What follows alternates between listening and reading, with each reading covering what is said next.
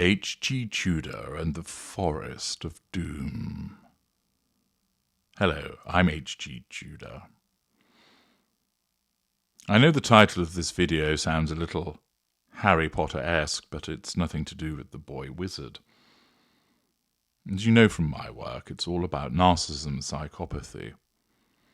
Explaining to you the way that different narcissists manipulate you, the way that they think, the way that they behave, what matters to them, what they pursue, how you are targeted, why you are selected by the narcissist, how your behaviors impact upon that, what you can do to protect yourself, what you can do to look out for yourself, what you can do in certain situations where you have to have some form of ongoing interaction with the narcissist, and of course, how you can achieve freedom.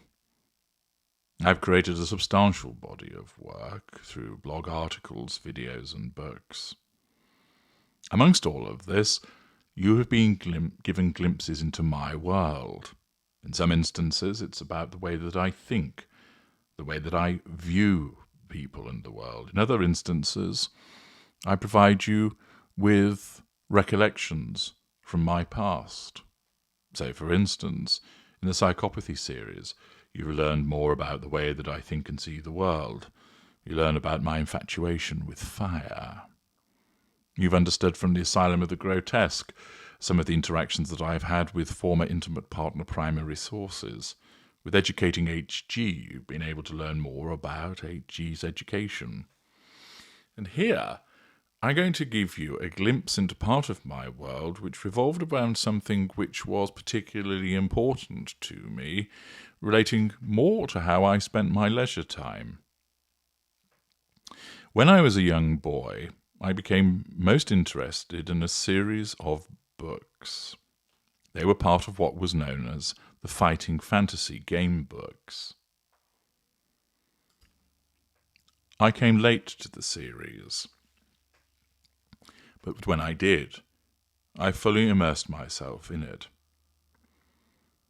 I recalled that the first book that I had obtained through a book club at school was Ian Livingstone's The Forest of Doom. I was drawn by the picture of the shapeshifter that adorned the front cover, stood against the backdrop of an autumnal wood. In case you're not familiar with these books, they were based upon the choose-your-own-adventure system, whereby you had an adventure and you made a decision as to what you wanted to do, your choice taking you to a different section in the book. So, for example, if you found yourself on a path and you wanted to go left, you turned to page 16. If you wanted to turn right, you went to page 200. And thus you made your way through the adventure, meeting various characters, fighting certain battles, in some instances finding artifacts and using magic. I have always had a productive imagination. It's enabled me to be most descriptive. It's enabled me to create worlds where I've led other people, where I have been able to subsume them into that world, making them my possessions. My imagination has been instrumental in painting captivating pictures which have enabled people to understand more, that has enabled people to escape certain places, that has enabled me to take them by the brain and lead them along a particular path. The Forest of Doom I obtained 1 week before I finished school for the summer holidays. I was immersed in it. I played through it several times, rolling my dice, my character, fighting particular creatures as it sought to find the various parts of the warhammer that had to be put together.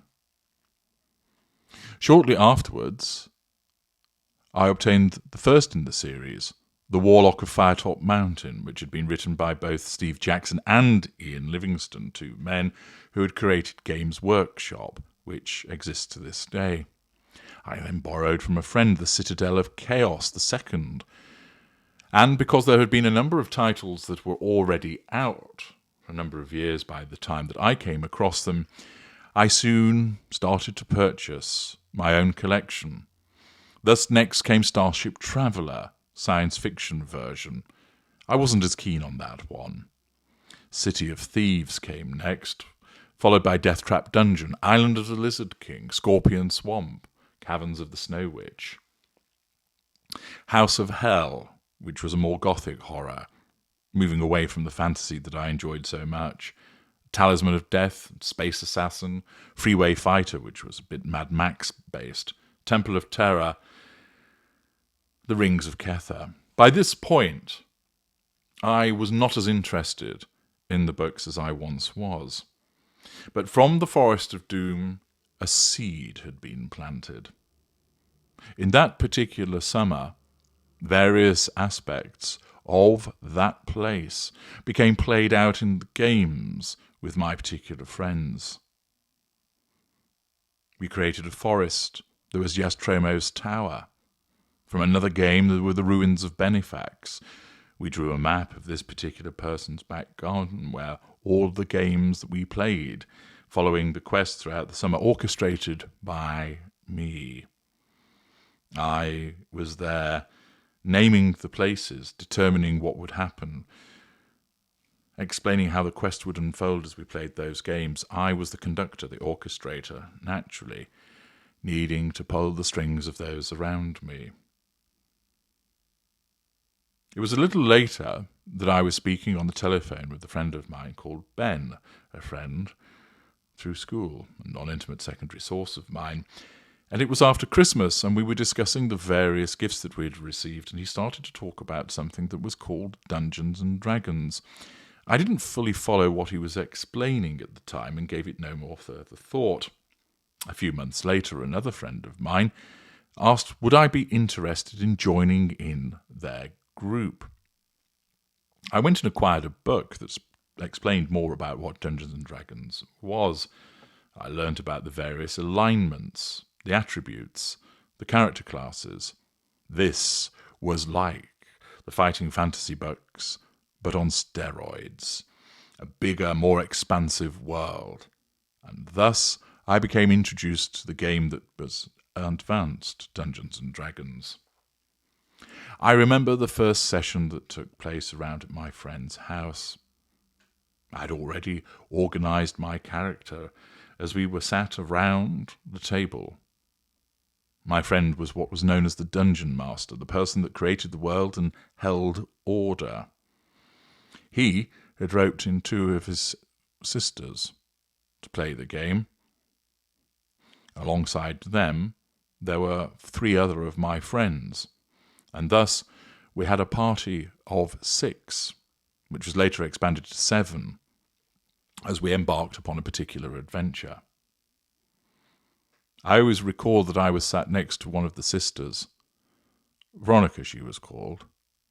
Pretty young thing. She was only young at that stage, and interestingly, years later, she fell under my spell, becoming an intimate partner, secondary source of mine.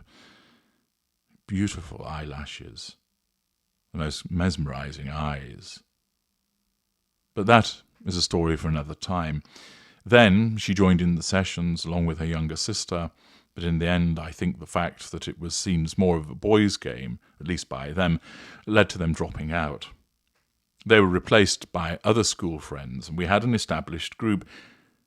It was then that I felt that matters could be improved upon. My friend, who was the dungeon master, was adequate, but he seemed to lack the necessary acting and imagination that was needed to make the world come alive, and thus I volunteered that I would become the dungeon master. Naturally, I wanted to get my hands upon control by being the creator of the world, the administrator of the rules. The individual that decided what would happen next appealed to my innate need for control. He readily agreed. He actually preferred to be a player rather than the dungeon master. And thus I became installed as dungeon master, a position I did not relinquish, ever. There was no attempt to usurp me. I was fantastic at it. I wrote captivating adventures, fleshed out a world, built various places in the imagination. The group followed adventure after adventure, campaigning through it, reveling in my creations. I played the characters, the different individuals that had inhabited this world, altering voices, creating images. They were captivated by all of this. We fleshed things out with people making holy symbols which they would hold when they were healing people, that they would say particular incantations. The game grew. We had at one point, me as the Dungeon Master and 9 players, all sat around a table, particularly during the winter. The lights dimmed. The tabletop figures in the middle, the 4 pans set out, wholly invested in the words that came spilling from my mouth. There was a skill involved, for you had to manage effectively 9 spinning plates, all of those characters wanting to achieve different things, talking about what they wanted to happen, catering for what the outcomes might be, following the script that had been written by me, the outline of the adventure that they were on. But of course, like many human beings, they don't always follow the script, and it is necessary, of course, to go off-piste, to ad lib, something which came naturally to me. Armed with my imagination and an innate ability to adopt many roles, there were none better suited than I to become the Dungeon Master. I found it particularly satisfying watching the reactions of the group as a consequence of the worlds that I had created, their elation at making a discovery, their dismay at their character being killed, and all controlled by me. From behind my screen, I had my charts, I had the details of the adventure, I had the various multi-sided dice. I was the god, and they were in my world. It was simply a more entertaining version of what, at least for them, of how I conducted myself in the world beyond the door of where we played Dungeons and Dragons. That whilst those might scoff at us for being nerds, that on wintry nights one would sit and delicately paint the figures obtained from Citadel miniatures, utilising the various paints while listening to the top 20 in the background. The fact was, it was very involved. There were the books to purchase, the Dungeon Master's Guide, the Player's Handbook, Unearthed Arcana, the Fiend Folio, not particularly good, Monster Manual, much better. We didn't bother with the purchase of prescribed adventures. My imagination was far superior, better than anything that could be concocted from the game developers. I wove a world of magic, of battles, of high fantasy, of thieves, of assassins, of corrupt mayors, of becoming maidens. The world of a forest they journeyed through, the internal political battles of a particular county. So many different strands, so many different characters. I still remember the names of those characters that were involved. Dalamar the Ranger, Primon Wrath, the magic user. They played their various roles, and we invariably played every Saturday afternoon, commencing around about 1:30 and finishing around 5:30. 4 hours of complete immersion in another world. When the school holidays came about, maybe 1 or 2 additional sessions were organised. Over time, the interference of Saturday jobs and girlfriends meant that the occasions for us to come together became less so, and in the end, we no longer continued. I'm still in contact with many of those individuals, for they are the school friends that I remain in contact with even to this day, and from time to time mention is made of the characters and the names of Morton Ade, the illusionist, and laughing at one of his mishaps that took place. Still, the ability to bring up the past enables the control to be asserted now. The excellence of my memory as I remind them of particular events that took place, and they go, yes, I remember that. And thus they go down a road of a particular recollection and anecdote, which no doubt for them, as I can see, evokes fond and warm memories from their childhood. I utilised my experiences in a further way by establishing a play-by-mail game. This was around the United Kingdom, but also had players from outside of the UK, but was principally within the United Kingdom.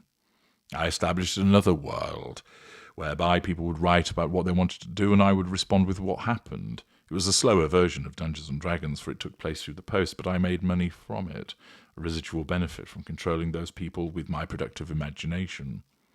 I won numerous awards from the relevant play-by-mail authorities in relation to these games. They were something that was looked with disdain by my mother.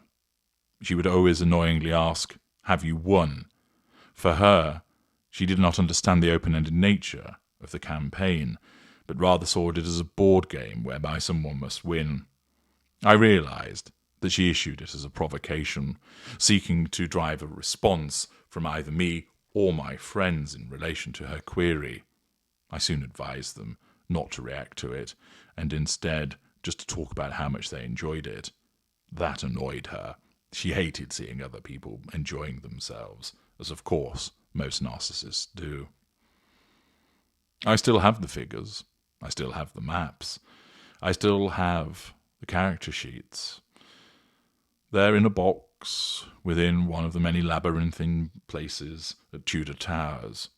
Occasionally, I will look upon them, and they evoke the memory of those various adventures, but should I decide that I wish to record them, I can do so. And such is the excellence, as I mentioned, of my memory, I am able to dredge up the memories of those various different campaigns and share them with those that were there. Of those that enjoyed my play-by-mail game, they became friends. Again, there are a handful of them that I still have intermittent contact with. Having moved beyond the world of fantasy into sharing drinks, of sharing lives, of them visiting me and me visiting them, attendance at weddings, attendance at christenings, and no doubt, in the fullness of time, attendance at funerals. All of this world, a world that enabled me to control others, a world that enabled me to be the god that I am, a world that provided endless hours of interest and amusement and entertainment, all stemmed from many years ago, one hot summer, the purchase of the book, The Forest of Doom, and from it spawned an interest into another world, which became the world that I governed, the world that I ruled, the world in which I drew so many other people and served so many purposes for me to get what I required. I will doubtless tell you more about this fantasy world that was created and the effect that it had, the interrelationship that had occurred with girlfriends, for example, with the friends, the fallouts, the excellence that's flowed from it. Many stories to tell of it. But I wanted to share that segment of my life with you so that you understand the power of the imagination that I wield and how that, like so many other things, my looks, my intelligence, my voice, is used in pursuit of the prime aims that enable me to control those people and draw fuel from them by way of response, that I acquired character traits left, right, and centre, that I became different people, and that suited the chameleon nature of me. Better than anybody else I was suited to the role or roles that I had to adopt, and of course the residual benefits. Word spread of what I would do. Other people wanted to join the group. I made money from my play-by-mail game. It presented a facade of respectability. It enabled me to utilize the experience to demonstrate my ability to deal with lots of different streams of information at once and to address certain situations with quick thinking and being fleet of foot. The Forest of Doom was where it began. An imaginary place that I then utilized and created a world that still remains written about and illustrated, drawn in a detailed map by my own fair hand, which unfolds and covers a huge wall were it placed upon it. A land of mountains and swamps, of seas and lakes, of woods, copses and forests, hamlets, villages, towns and cities, caverns and caves, filled with wondrous beasts and heroic adventurers, a world that I ruled and continued to do so. I'm HG Tudor. Thank you for listening.